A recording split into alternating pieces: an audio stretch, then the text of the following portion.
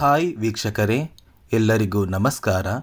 ನೋಡಿ, ಗೃಹಲಕ್ಷ್ಮಿ ಯೋಜನೆಯ ಪ್ರತಿಯೊಂದು ಫಲಾನುಭವಿಗಳ ಬ್ಯಾಂಕ್ ಖಾತೆಗೆ ಕೊನೆಗೂ ಸರ್ಕಾರದಿಂದ 15ನೇ ಕಂತಿನ ಹಣ ಜಮಾ ಆಗಿದ್ದು, ನಾಳೆ ಶುಕ್ರವಾರ ಅಂದರೆ ನವೆಂಬರ್ 29ರಂದು ಕರ್ನಾಟಕದ 27 ಜಿಲ್ಲೆಗಳ ಫಲಾನುಭವಿಗಳ ಬ್ಯಾಂಕ್ ಖಾತೆಗೆ ಸರ್ಕಾರದಿಂದ ಗೃಹಲಕ್ಷ್ಮಿ ಯೋಜನೆಯ 15ನೇ ಕಂತಿನ ಹಣನ ಜಮಾ ಮಾಡ್ತಾ ಇದ್ದೀವಿ ಅಂತ ಸಚಿವೆ ಲಕ್ಷ್ಮೀ ಹೆಬ್ಬಾಳ್ಕರ್ ಅವರು ಪ್ರತಿಯೊಂದು ಫಲಾನುಭವಿಗಳಿಗೆ ಭರ್ಜರಿ ಗುಡ್ಡಿಸ್ನ ಕೊಟ್ಟಿದ್ದು, ನಿಮ್ಮ ಬ್ಯಾಂಕ್ ಖಾತೆಗೆ ನಾಳೆ ಶುಕ್ರವಾರದಿಂದ 15ನೇ ಕಂತಿನ ಹಣ ಜಮಾ ಆಗಲಿದೆ. ಇದರ ಜೊತೆಗೆ ಗೃಹಲಕ್ಷ್ಮಿ ಯೋಜನೆಯ ಪ್ರತಿಯೊಂದು ಫಲಾನುಭವಿಗಳಿಗೆ ಸರ್ಕಾರದಿಂದ ಸಚಿವೆ ಲಕ್ಷ್ಮೀ ಹೆಬ್ಬಾಳ್ಕರ್ ಅವರು ಕೆಲವೊಂದು ಮುಖ್ಯವಾದ ಮಾಹಿತಿನ ಕೂಡ ಕೊಟ್ಟಿದ್ದಾರೆ.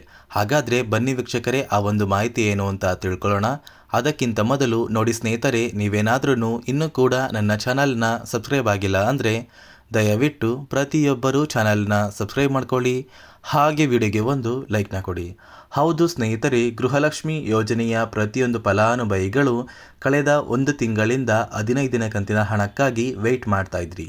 ಇದೀಗ ಕೊನೆಗೂ ಸರ್ಕಾರದಿಂದ ಗೃಹಲಕ್ಷ್ಮಿ ಯೋಜನೆಯ 15ನೇ ಕಂತಿನ ಹಣ ಜಮಾ ಆಗಿದೆ.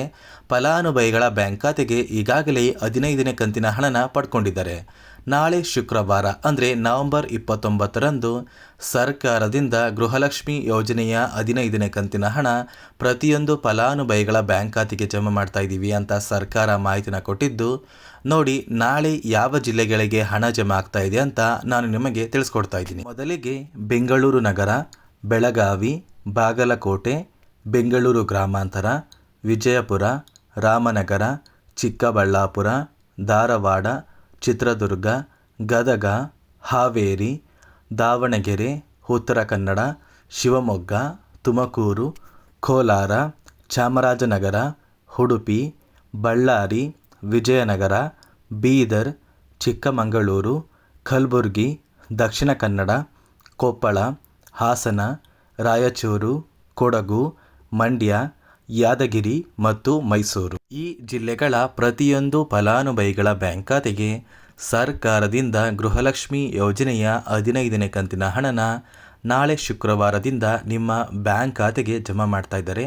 ನೋಡಿ, 15ನೇ ಕಂತಿನ ಹಣನ ನೀವು ಪಡ್ಕೋಬೇಕು ಅಂದರೆ ಇಲ್ಲಿಯವರೆಗೂ ಸರ್ಕಾರದಿಂದ ಜಮಾ ಆಗಿರುವಂತಹ ಗೃಹಲಕ್ಷ್ಮಿ ಯೋಜನೆಯ ಒಟ್ಟು 14 ಕಂತಿನ ಹಣ ನಿಮ್ಮ ಬ್ಯಾಂಕ್ ಖಾತೆಗೆ ಜಮಾ ಆಗಿದ್ರೆ ಮಾತ್ರ ನಿಮ್ಮ ಬ್ಯಾಂಕ್ ಖಾತೆಗೆ DBT ಮೂಲಕ 15ನೇ ಕಂತಿನ ಹಣನ ಜಮಾ ಮಾಡ್ತಾ ಇದ್ದೀವಿ ಅಂತ ಲಕ್ಷ್ಮೀ ಹೆಬ್ಬಾಳ್ಕರ್ ಅವರು ತಿಳಿಸ್ಕೊಟ್ಟಿದ್ದಾರೆ.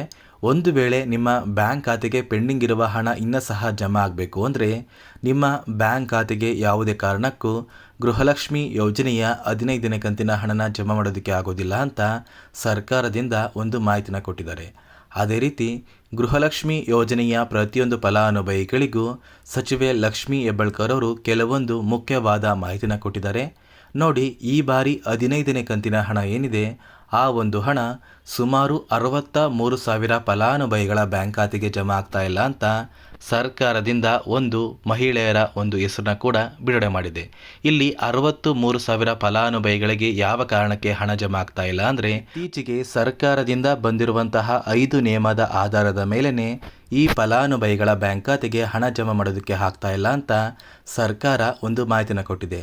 ಹಾಗಾದರೆ ಆ ಒಂದು ನಿಯಮಗಳು ಏನು ಅಂದರೆ, ಮೊದಲನೆಯ ಒಂದು ನಿಯಮ ಬಂದು ಗೃಹಲಕ್ಷ್ಮಿ ಯೋಜನೆಯ ಫಲಾನುಭವಿಗಳು ಮತ್ತು ನಿಮ್ಮ ಮನೆಯ ಪ್ರತಿಯೊಂದು ಸದಸ್ಯರ ಆಧಾರ್ ಕಾರ್ಡ್ನ ನಿಮ್ಮ ಒಂದು ರೇಷನ್ ಕಾರ್ಡ್ಗೆ ಕಡ್ಡಾಯವಾಗಿ ಲಿಂಕ್ ಮಾಡಿಸ್ಬೇಕು ಅಂತ ಸರ್ಕಾರ ಒಂದು ಆದೇಶನ ಕೊಟ್ಟಿದೆ. ಸಾಕಷ್ಟು ಫಲಾನುಭವಿಗಳು ನವೆಂಬರ್ ತಿಂಗಳ ಹಂತದಲ್ಲಿ ನಿಮ್ಮ ರೇಷನ್ ಕಾರ್ಡಿಗೆ ಆಧಾರ್ ಕಾರ್ಡ್ನ ಲಿಂಕ್ ಮಾಡಿಸಿಲ್ಲ ಅಂದರೆ ಗೃಹಲಕ್ಷ್ಮಿ ಯೋಜನೆಯ 2,000 ಹಣ ನಿಮ್ಮ ಬ್ಯಾಂಕ್ ಖಾತೆಗೆ ಜಮಾ ಆಗ್ತಾ ಇಲ್ಲ. ಅದೇ ರೀತಿ ಎರಡನೆಯ ಒಂದು ನಿಯಮ ಬಂದು, ನೋಡಿ ವೀಕ್ಷಕರೇ, ಗೃಹಲಕ್ಷ್ಮಿ ಯೋಜನೆಯ ಪ್ರತಿಯೊಂದು ಫಲಾನುಭವಿಗಳು ಮತ್ತು ಮನೆಯ ಸದಸ್ಯರು ಯಾರೇ ಆಗಿದ್ರೂ ಕೂಡ ಇತ್ತೀಚೆಗೆ ಅಷ್ಟೇ ಸರ್ಕಾರಿ ನೌಕರರಾಗಿ ನೀವು ಆಯ್ಕೆ ಆಗಿದ್ರೆ ನಿಮ್ಮ ಬ್ಯಾಂಕ್ ಖಾತೆಗೆ ಗೃಹಲಕ್ಷ್ಮಿ ಯೋಜನೆಯ 2,000 ಹಣ ಜಮಾ ಆಗೋದಿಲ್ಲ. ಅದೇ ರೀತಿ ಮೂರನೆಯ ಒಂದು ನಿಯಮ ಬಂದು, ಪ್ರತಿಯೊಂದು ಗೃಹಲಕ್ಷ್ಮಿ 2,000 ಹಣ ಪಡೆಯುತ್ತಿದ್ದ ಪ್ರತಿಯೊಂದು ಫಲಾನುಭವಿಗಳು ನಿಮ್ಮ ಮನೆಯಲ್ಲಿ ಯಾರೇ ಆಗಿದ್ದು ಸರ್ಕಾರಕ್ಕೆ ತೆರಿಗೆನ ಕಟ್ತಾ ಇದ್ರೆ ಅಂದರೆ ಟ್ಯಾಕ್ಸ್ನ ಪೇ ಮಾಡ್ತಾ ಇದ್ರೆ ಇಂತಹ ಫಲಾನುಭವಿಗಳು ಮುಂದಿನ ತಿಂಗಳಿಂದ ಗೃಹಲಕ್ಷ್ಮಿ ಯೋಜನೆಯ 2,000 ಹಣನ ಪಡೆಯೋದಕ್ಕೆ ಅನರ್ಹರು ಅಂತ ಸರ್ಕಾರ ಒಂದು ಆದೇಶನ ಕೂಡ ಕೊಟ್ಟಿದೆ. ಮತ್ತು ಸ್ನೇಹಿತರೆ, ನಾಲ್ಕನೆಯ ಒಂದು ನಿಯಮ ಬಂದು, ನಿಮ್ಮ ಕುಟುಂಬದಲ್ಲಿ ವೈಟ್ ಬೋರ್ಡ್ ಇರುವಂತಹ ಒಂದು ಕಾರ್ಡ್ನ ನೀವು ಹೊಂದಿದರೆ ನಿಮ್ಮ ರೇಷನ್ ಕಾರ್ಡ್ನ ಸರ್ಕಾರ ಕ್ಯಾನ್ಸಲ್ ಮಾಡುತ್ತೆ ಮತ್ತು ನಿಮ್ಮ ರೇಷನ್ ಕಾರ್ಡ್ನ ಸರ್ಕಾರ ಕ್ಯಾನ್ಸಲ್ ಮಾಡಿದ್ರೆ ನಿಮ್ಮ ಬ್ಯಾಂಕ್ ಖಾತೆಗೆ ಗೃಹಲಕ್ಷ್ಮಿ ಯೋಜನೆಯ 2,000 ಹಣ ಜಮಾ ಆಗೋದಿಲ್ಲ. ಮತ್ತೆ ಸ್ನೇಹಿತರೆ, 5ನೆಯ ಒಂದು ನಿಯಮ ಬಂದು ನಿಮ್ಮ ಕುಟುಂಬದ ವಾರ್ಷಿಕ ಆದಾಯ 7 ಲಕ್ಷಕ್ಕಿಂತ ಕಡಿಮೆ ಇರಬೇಕು.